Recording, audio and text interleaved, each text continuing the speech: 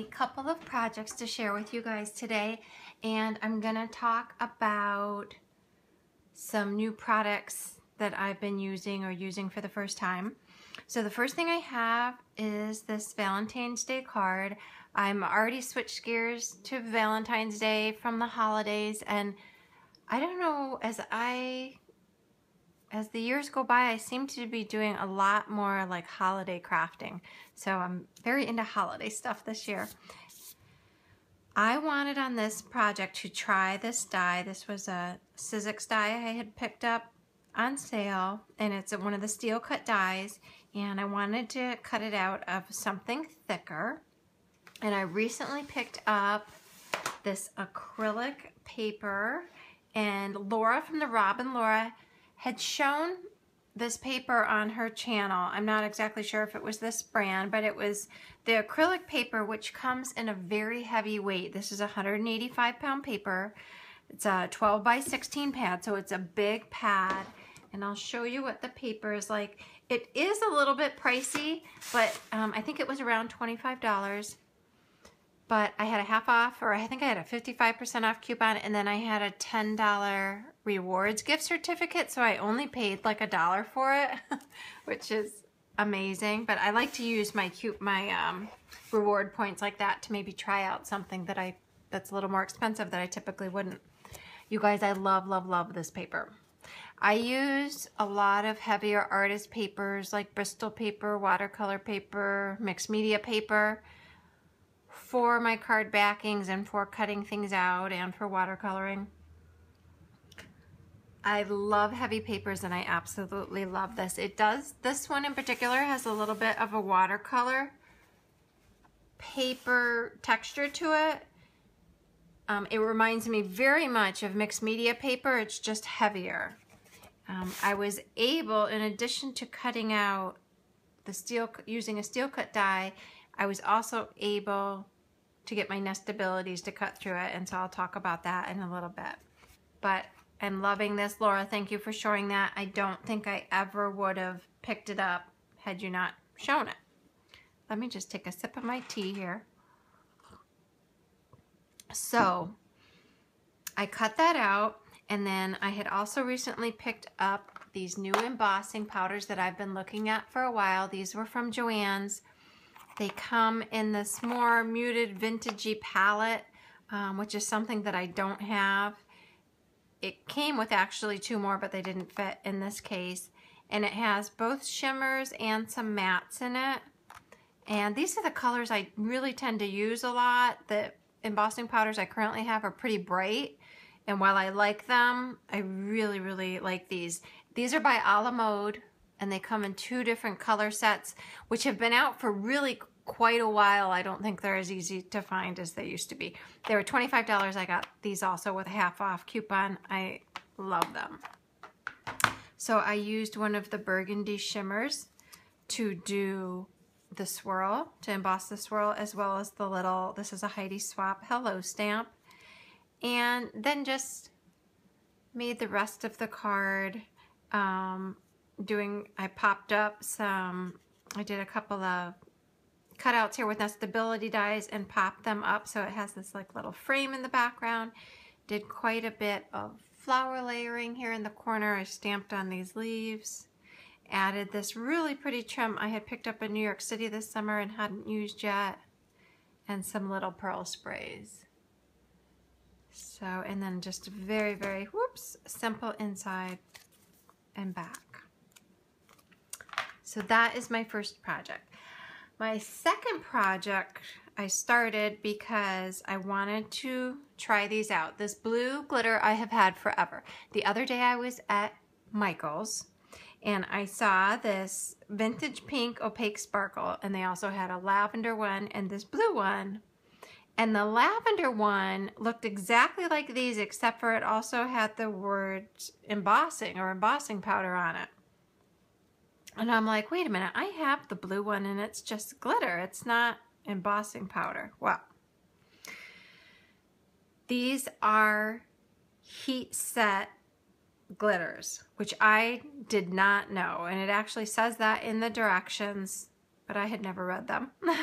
So I had used it once, I think, as like a regular glitter, but I really like them more that now that I know that you can heat set them. So I tried these out, and they set similarly to a regular embossing powder, but they're very difficult to tell when they're actually set because you don't see the drastic change when you heat set it. You see a lot of the glitter, and then the embossing powder that is in there, which I'm assuming that's what is matte. So you don't really see a big change when you heat set it, but it does heat set. So let me show you these little cupcakes that I made. And let me just get up here a little bit closer so you can see them. So there we go. You can see all of the glitter in the blue there. And here is another blue one. And I'll tell you how I colored these in a minute. And there is the pink one. So I really, really like them. Like I said, they're a little bit hard to tell when they're set, but you just hold it there for a minute and, you know, you'll figure out the timing, but, you know, it's on there for good. And so, okay, a couple things. Cutting out this heavy paper with nestability dies, it works fine. I ran it through like 4 times. It cut through. Some of these little holes were a little bit harder to punch out, but the second time I did it, I just used a couple pieces of cardstock. I actually ran it through 4 times with just the plates, and then added a couple pieces of cardstock and ran it through a couple more times, and it cut out beautifully. I guess I'm just really surprised that the nestabilities will cut through this 185-pound paper, but I am really loving that they do. So to color these, for Christmas asked for the Derwent Inktense pencils, which I'm going to show you in a minute, and that's what I used. So I colored this one. I added on top, I added the Viva Decor glitter liner, which is a thicker, it's like a Stickles, but then on top of that I put the thick chunky diamond dust, and I really like the way that that came out, and then added a little bit of glossy accents in the cherry. This one I just painted, and then this one I painted and added a little bit of dry distressed glitter up here and some glossy accents. I am out of my Wink of Stella clear, which, you guys, it's ridiculous how much I go through, but I need to like buy them in a 12-pack or something, because if I had one, I would have Wink of Stella the cupcake and the little cupcake, the bottom here. So I got these for Christmas. Super excited. This was the main thing that I asked for, that I wanted. The cheapest place to get these, I got the 36-cent set, is Dick Blick online, and I do have the Derwent watercolor pencils. I love those as well. These are the Inktense pencils. They're very vibrant. They're permanent. You can use them on all different types of paper and fabric, so that you can use them on more than just paper.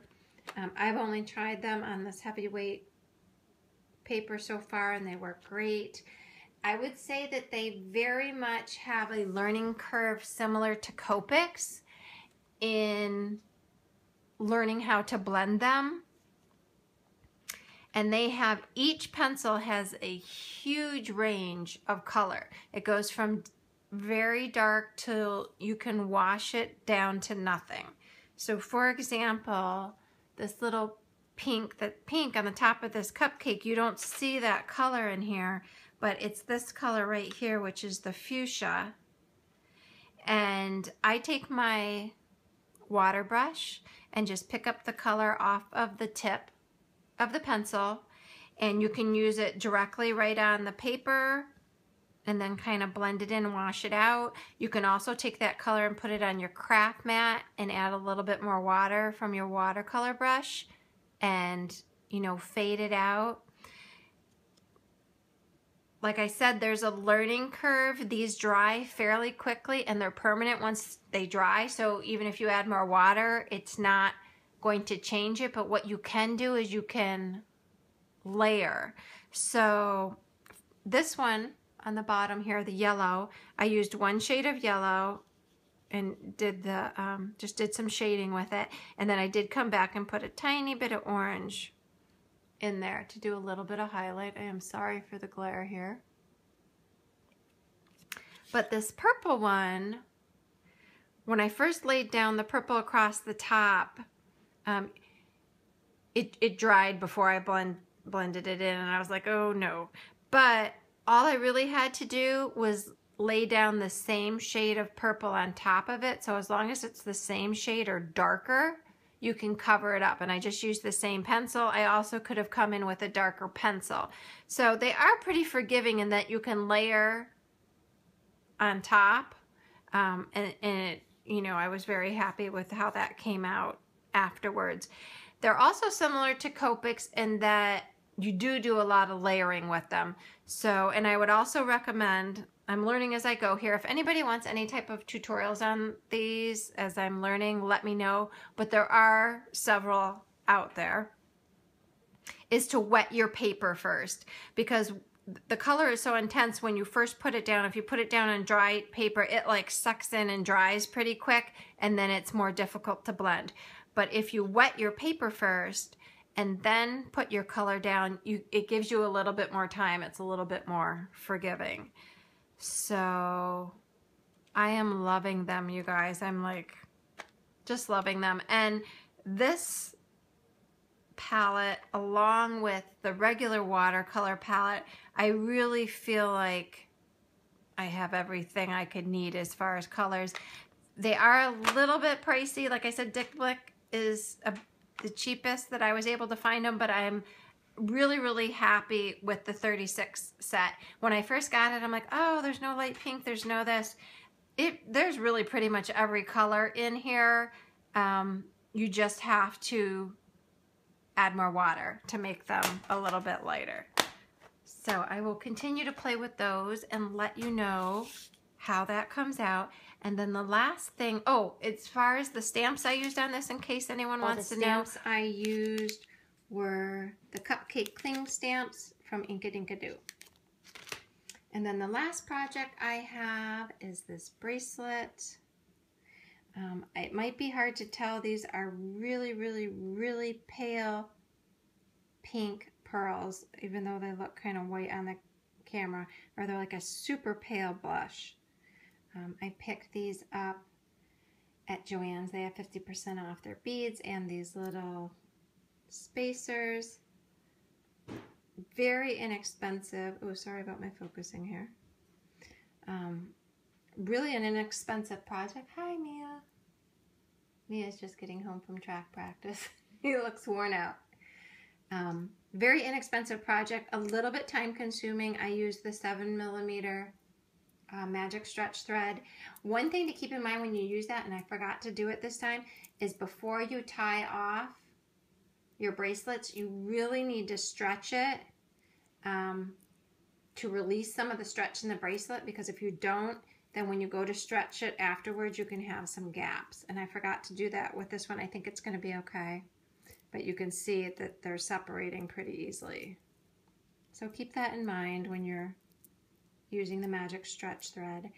And so I really like the way it came out. I wish you guys could see the true color. I don't think it's showing. Easy, but a little bit time consuming. But very happy with the end result. So that's all I have to show you guys today. I hope everyone had a great holiday. Looking forward to having some downtime and doing a little bit more crafting now that the kind of holiday craziness has ended. But you guys have a super great week, and I'll be talking to you soon. Bye-bye.